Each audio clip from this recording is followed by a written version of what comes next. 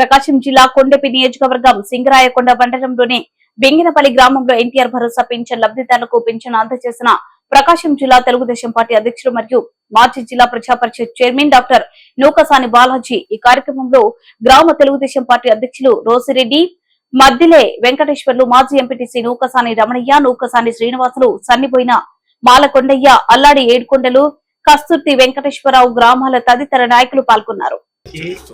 April, మే, June కి పెంచింది కూడా ఇస్తున్నందువల్ల 1650 కోట్ల రూపాయలు ఆంధ్రప్రదేశ్ లో చంద్రబాబు నాయుడు గారు అదనంగా ఇస్తున్నారు.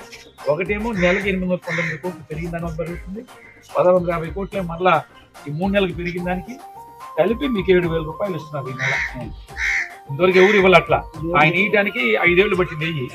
మనం ఇవ్వడానికి వెంటనే చెప్పిన మాట ఎలక్షన్లు చెప్పిన ప్రకారం చంద్రబాబు నాయుడు గారు ఇచ్చారు. మరలా పెరిగినవి కూడా 3 నెలలకు ముందుగా ఇస్తారు.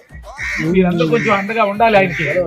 చంద్రబాబు నాయుడు గారు వాళ్ళ రాష్ట్రాన్ని అభివృద్ధి చేయడం. నేను హైదరాబాద్ మన మంగళగిరి పోయి చూసి వచ్చాను. అమరావతి ధ్వంసం అయిపోయింది రాష్ట్ర రాజధాని అంతా. ఆ ఆఫీసులన్నీ శిథిలావస్థలో ఉన్నాయి, సర్వనాశనం. ఆయన